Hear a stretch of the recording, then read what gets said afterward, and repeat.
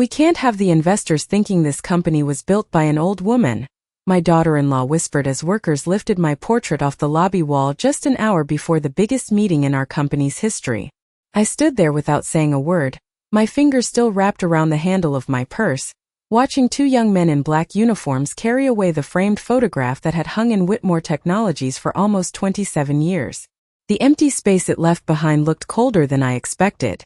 You could still see the lighter rectangle on the marble wall where my picture had protected the stone from sunlight all those years. Vanessa adjusted the sleeve of her cream-colored blazer and gave the workers a polite smile that never quite reached her eyes. "Put the new branding display there instead," she said calmly. "The investors will be here by 6. My son Daniel stood a few feet away near the reception desk pretending to read something on his phone. He never looked at me. That hurt more than anything Vanessa had said. The lobby around us gleamed with fresh renovations I barely recognized anymore. White marble floors, modern glass lighting, giant digital screens flashing our company logo in silver and blue. There had once been family photos in this building.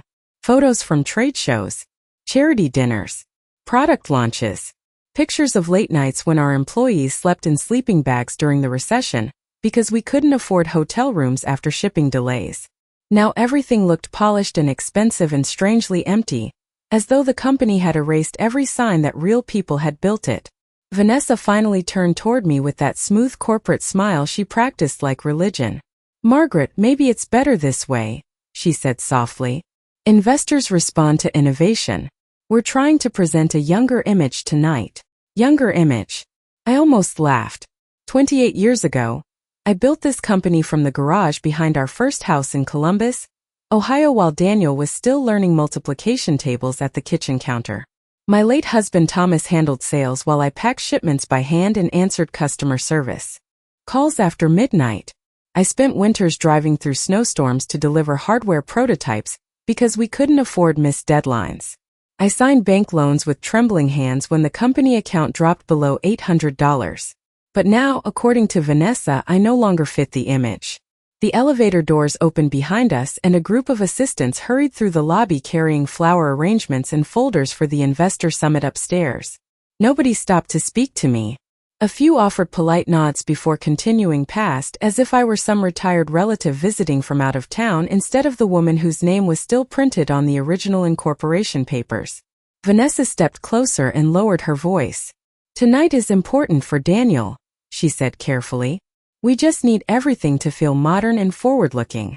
I looked past her toward the blank space on the wall where my portrait had hung since the company's 20th anniversary gala. That was the moment I realized they weren't removing a photograph. They were removing me. The investor summit began at 6:05 sharp, just as the winter sky outside the glass walls of downtown Chicago faded into deep blue. From my seat near the back corner of the ballroom, I watched waiters move between tables carrying trays of sparkling water and expensive appetizers while soft jazz drifted through hidden speakers overhead. Everything about the evening had been designed to impress people with money. Tall floral arrangements stood beneath silver chandeliers. Giant screens displayed polished videos of Whitmore Technologies, expanding into international markets. Young employees in tailored suits greeted investors with rehearsed confidence, smiling as though success had always come easily to this company. I sat alone at table 17 beside two regional consultants I had never met before. Neither of them recognized me. One of the men asked politely if I was related to someone in upper management. Before I could answer, Vanessa appeared beside the table wearing a white evening dress that probably cost more than my first car.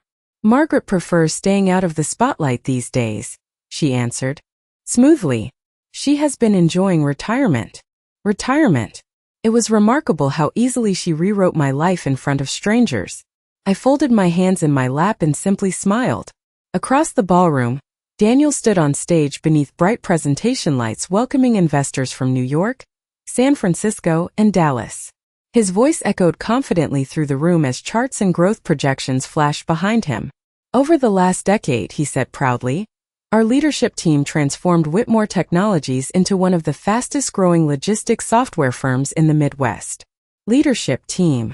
Not once did he mention his father. Not once did he mention me. I remembered another version of Daniel from years ago, A nervous young man carrying product samples through trade shows while I stood nearby encouraging him before presentations. Back then, he still asked for my advice before every important decision. Now he barely glanced in my direction. The applause after his speech rolled through the ballroom like distant thunder. Investors nodded approvingly while Vanessa watched Daniel with satisfaction glowing in her expression. She had spent years reshaping him into the perfect corporate executive. Calm, polished, detached. Somewhere along the way, my son had learned that ambition sounded more sophisticated when it erased the people who built the foundation beneath it. As dinner was served, I noticed something strange on the large screens beside the stage. A new promotional video had begun playing for investors between courses. It showed the company timeline from 1998 to the present day. New office openings, revenue milestones, magazine features, awards.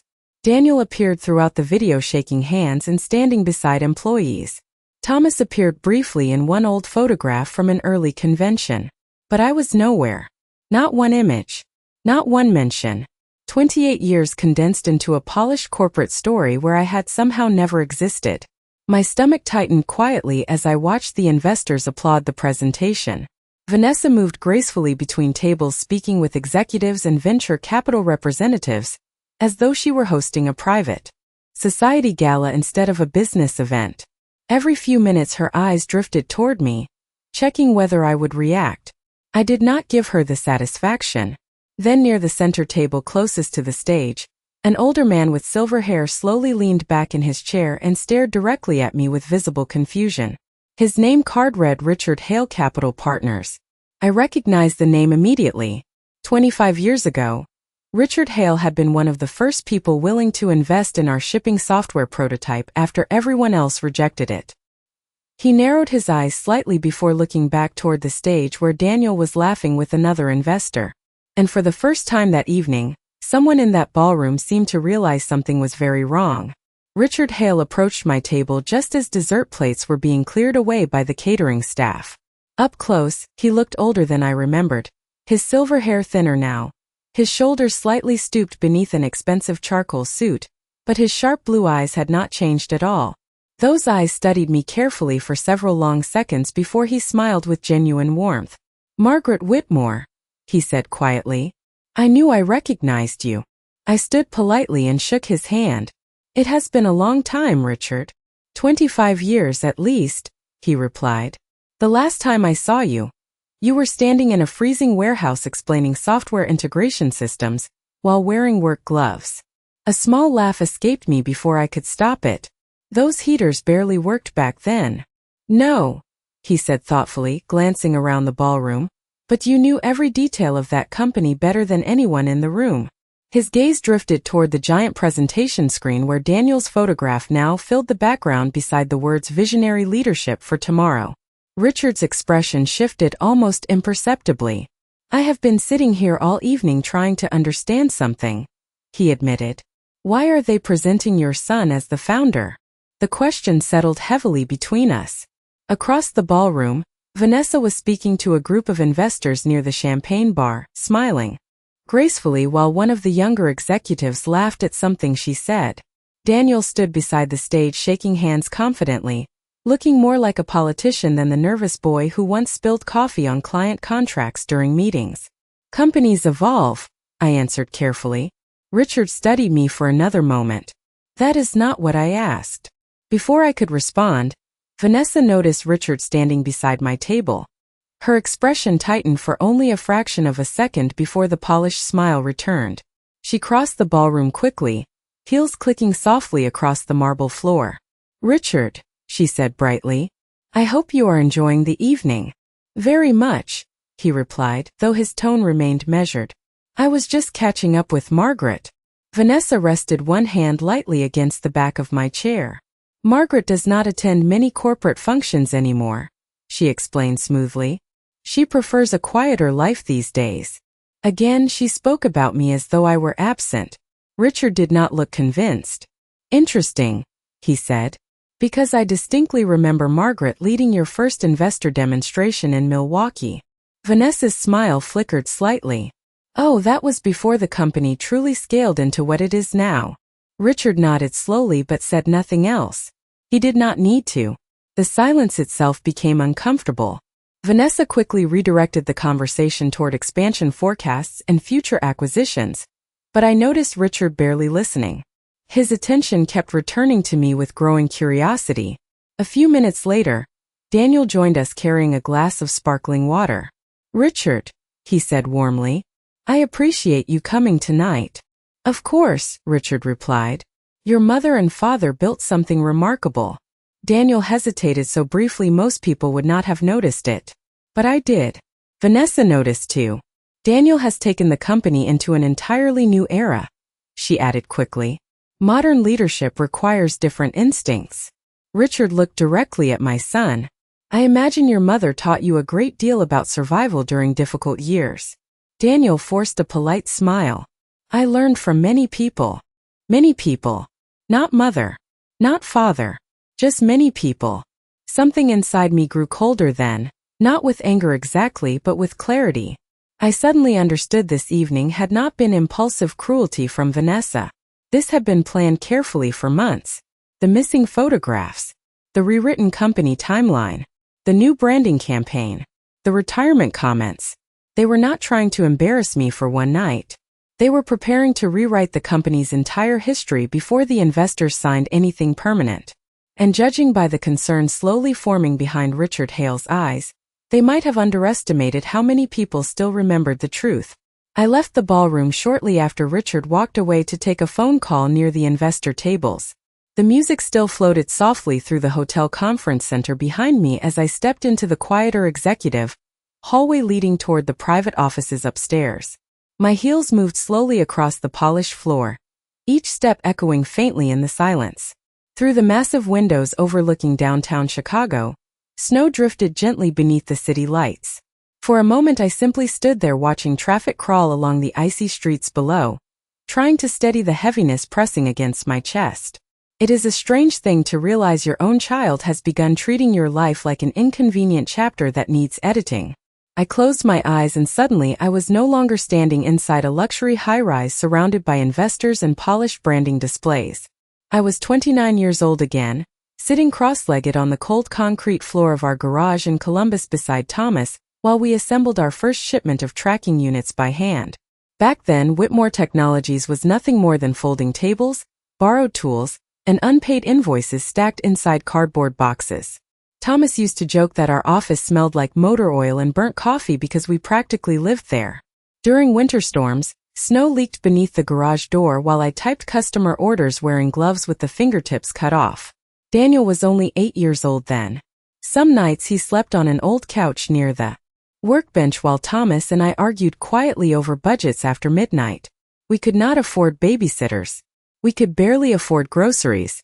I still remember driving through Indiana during a blizzard in a second-hand pickup truck with defective windshield wipers because a client threatened to cancel a contract unless the prototype arrived by morning. Thomas begged me to wait until daylight, but I drove anyway because losing that contract would have ended the company before it ever truly began. My hands shook so badly from cold when I arrived that I spilled coffee all over the client presentation folder. We laughed about it afterward for years. There had been sacrifices everywhere back then.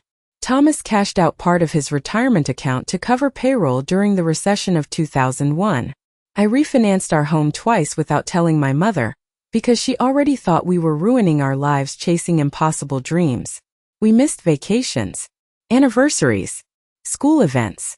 Entire years blurred together beneath fluorescent warehouse lights and endless spreadsheets. But through all of it we built something real. We built it together. The hardest years came after Thomas became sick. Even during chemotherapy, he insisted on attending board meetings because he worried investors would lose confidence if they saw weakness. I used to sit beside his hospital bed balancing accounting reports while machines beeped softly in the background. One night, only a few months before he passed away, Thomas reached for my hand and said, "Promise me one thing, Maggie. Never let anyone make you feel like you were not the heart of this company." At the time I laughed through tears and told him he was being dramatic. I truly believed Daniel understood what this business cost us. I believed family memory alone would protect the truth. Standing there in the executive hallway all these years later, I realized how naive that had been. Legacy disappears quietly. Not through screaming arguments or dramatic betrayals. It disappears through edited videos, missing photographs, rewritten introductions, and younger people deciding the old stories no longer fit the image they want to sell. Somewhere downstairs, investors were raising glasses to a version of Whitmore Technologies that had erased almost every trace of the woman who helped build it.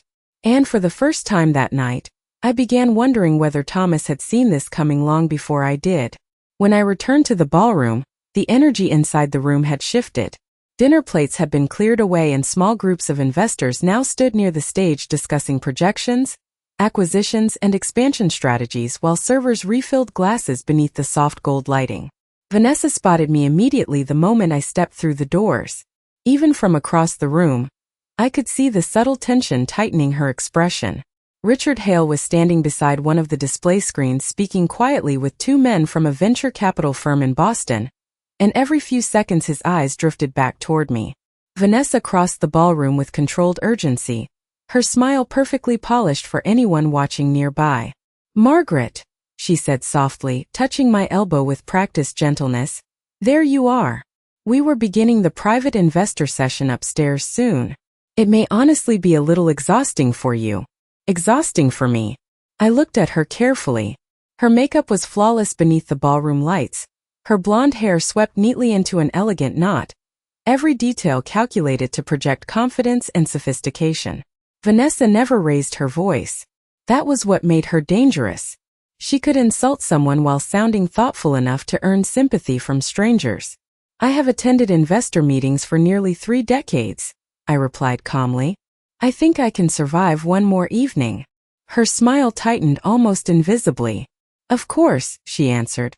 "I only meant that tonight is really focused on future leadership transitions and long-term branding strategy." There it was again. Transition.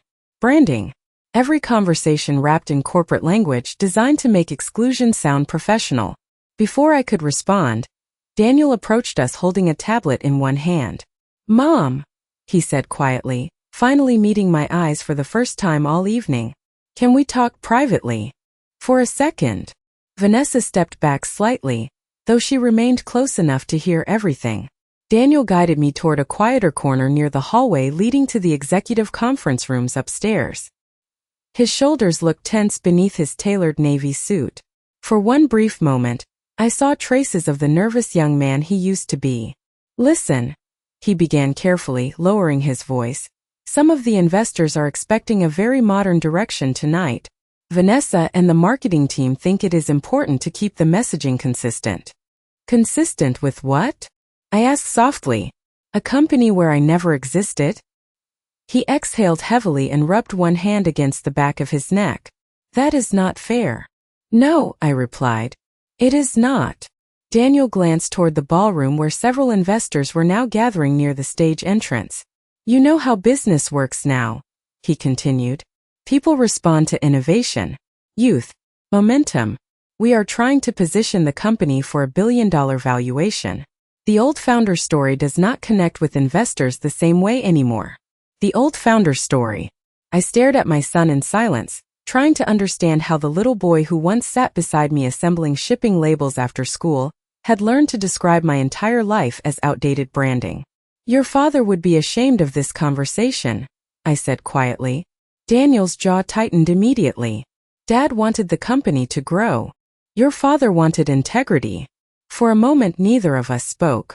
Noise from the ballroom echoed faintly around us as waiters moved trays of drinks between investors laughing beneath the chandeliers.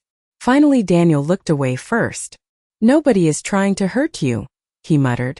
"Then why does it feel like everyone is trying to erase me?" He did not answer. Behind us, Richard Hale appeared at the entrance to the hallway holding a leather portfolio beneath one arm. His eyes moved between Daniel and me before settling thoughtfully on my son. "Daniel," he said evenly, "before the final presentation upstairs, I would like to review the original incorporation structure with whoever handled the founding agreements." Daniel blinked in visible surprise. Vanessa, who had quietly approached behind him again, suddenly went still. Richard's expression remained polite, but there was something unmistakably deliberate in his tone now.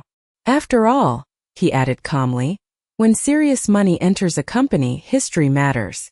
The executive conference room upstairs overlooked the Chicago skyline through 30-foot windows that reflected the city lights like scattered diamonds against the dark glass.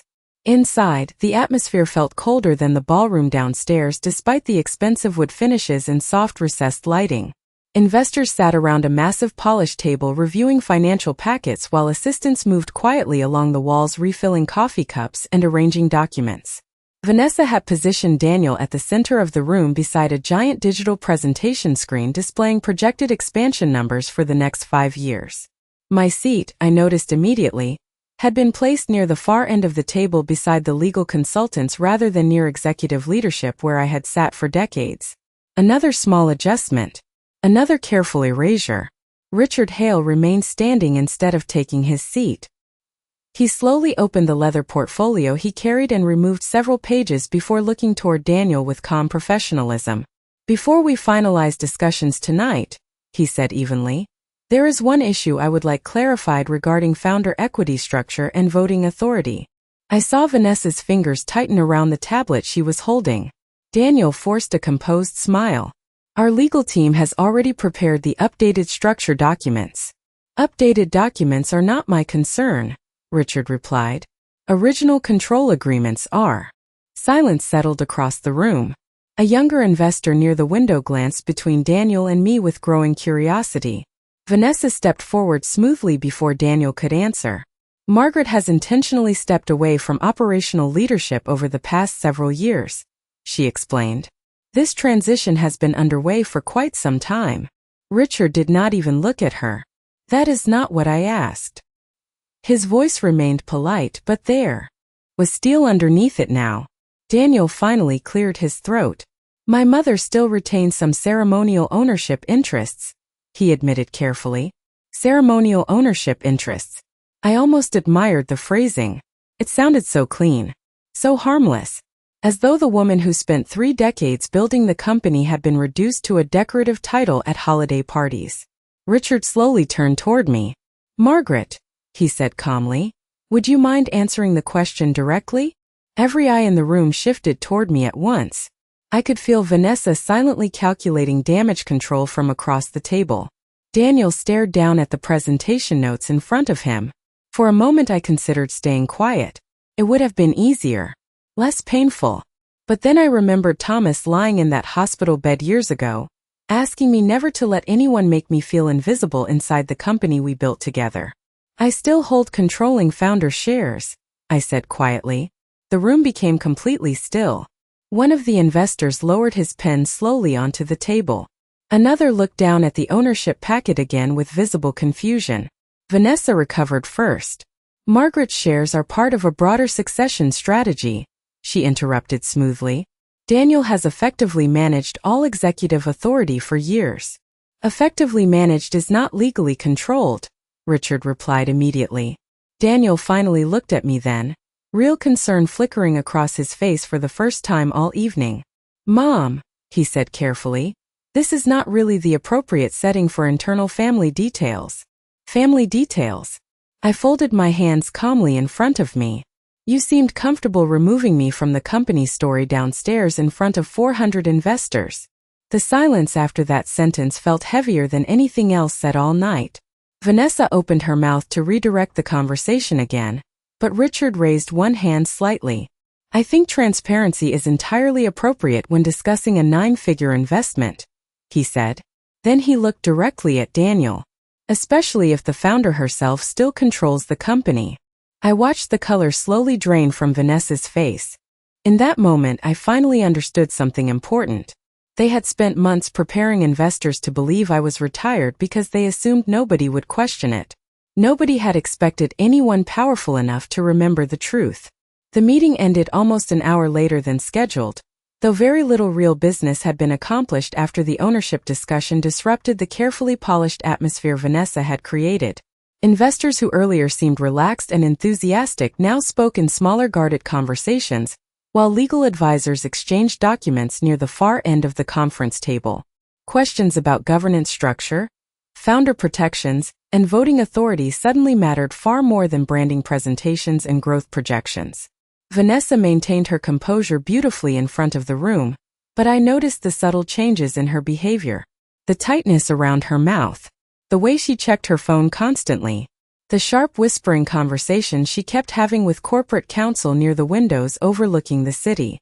Daniel looked exhausted by the time the final investors began leaving the conference room. His tie hung slightly loose now, and the confidence he carried earlier that evening had cracked around the edges. Richard Hale shook my hand before departing and held it a second longer than necessary. "Do not let anyone convince you that history is a weakness," he said quietly enough that only I could hear. Most investors trust foundations more than polished marketing campaigns. After he walked away, Vanessa immediately closed the conference room doors and turned toward me with a smile that vanished the moment we were alone. "What exactly was your goal tonight?" she asked softly. Her voice remained controlled, but underneath it I heard anger finally slipping through. Daniel rubbed both hands across his face before speaking. "Vanessa, not now." "No," she replied firmly without taking her eyes off me. "I think now is exactly the right time." The silence inside the room felt completely different without investors present. Colder. More honest. Vanessa slowly set her tablet down on the conference table. "We spent 6 months preparing this expansion deal," she continued carefully. "Everything was structured around presenting stable future leadership. You blindsided everyone." I stared at her calmly. I answered a direct question. "You embarrassed Daniel in front of every major investor in that room." At that, something inside me shifted. Not anger exactly. Just exhaustion from hearing my own erasure described as professionalism. "Your husband embarrassed himself when he pretended his mother was irrelevant to the company she built," I replied quietly. Daniel looked up immediately. "Mom, please." "No, Daniel," I said softly. "You do not get to ask for sensitivity after removing me from the company timeline like an old photograph that no longer matched the furniture." Vanessa folded her arms tightly across her chest. "This is not personal." I almost smiled at that.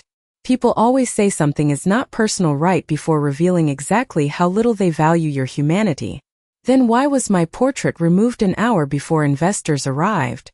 She hesitated for only a second. "Because perception matters." "To whom?" I asked. "People investing hundreds of millions of dollars do not want to see a company attached to aging leadership.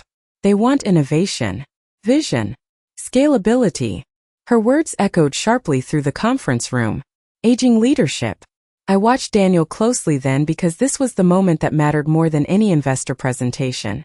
This was the moment he could finally defend me. He did not. Instead, he lowered his eyes toward the table and said quietly, "Vanessa is trying to protect the future of the company. The future of the company. Not the truth. Not loyalty. Not family. Just the future."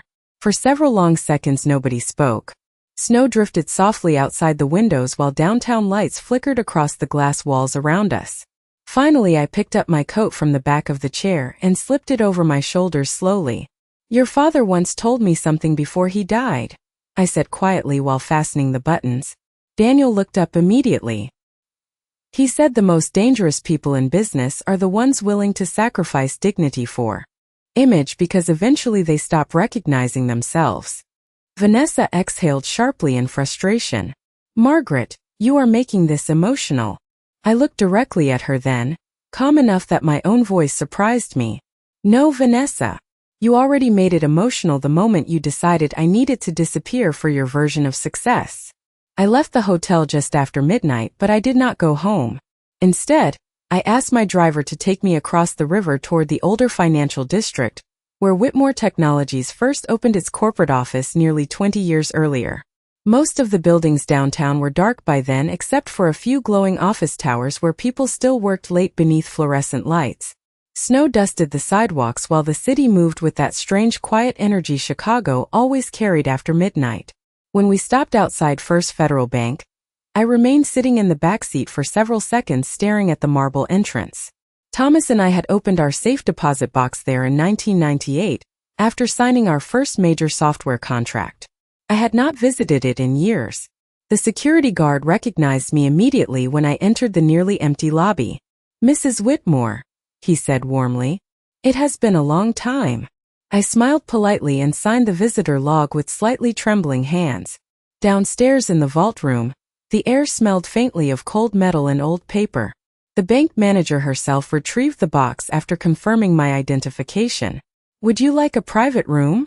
she asked gently. I nodded. Inside the small viewing office, I sat alone beneath soft yellow lighting and slowly opened the box Thomas and I had sealed decades earlier. For a moment I simply stared at the contents without touching anything. Old incorporation documents rested beside handwritten notes in Thomas's careful block lettering. Original stock certificates. Early licensing agreements. Photographs from our first trade convention booth where we stood smiling beside folding tables covered with borrowed fabric, because we could not afford proper displays. My chest tightened painfully as I lifted one faded photograph showing Daniel at 12 years old helping us tape extension cords along a convention center floor in Milwaukee. Back then, he used to brag to his friends that his parents owned a technology company.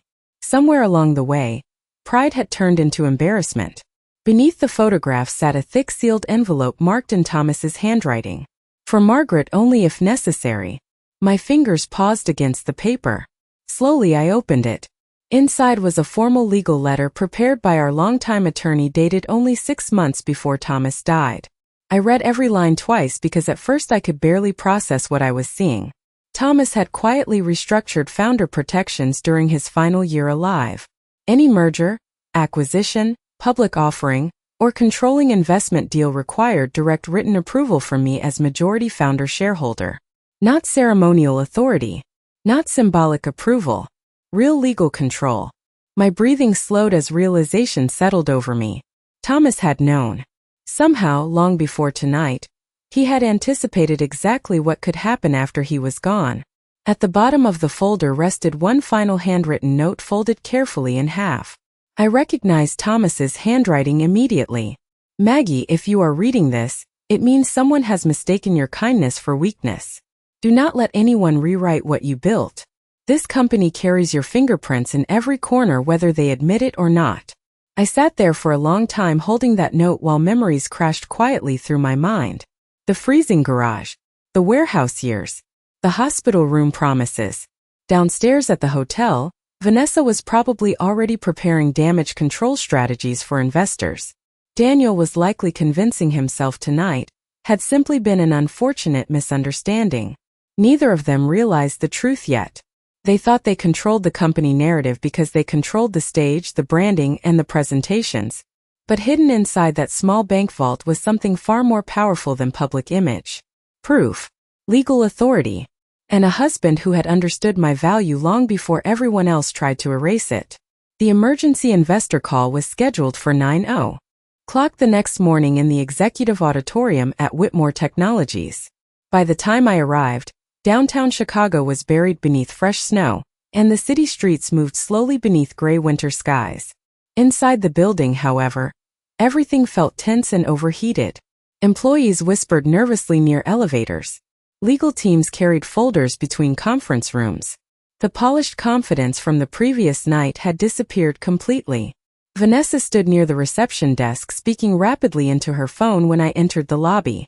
The moment she saw me, her entire body stiffened. And there, hanging once again on the marble wall beneath the company logo, was my portrait.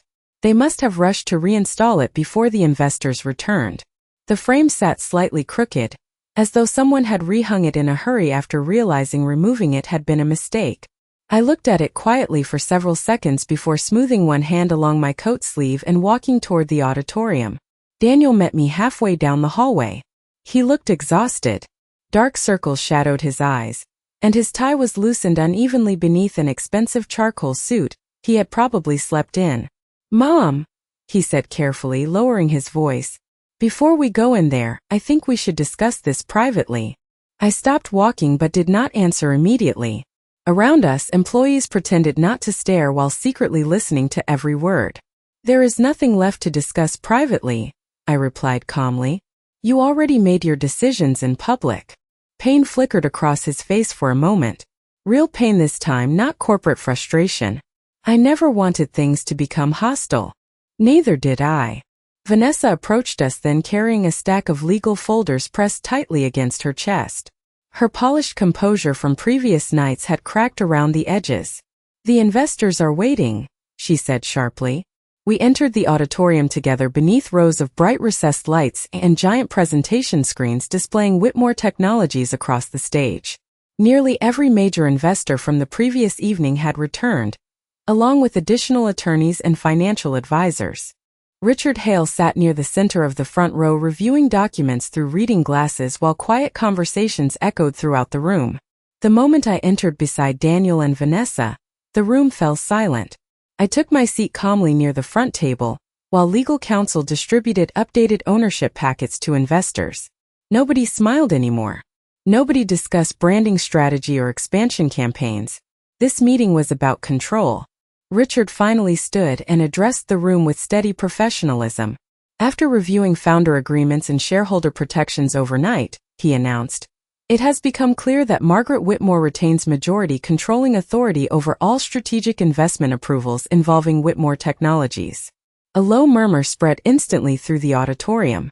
Vanessa closed her eyes briefly. Daniel stared down at the table in front of him without moving.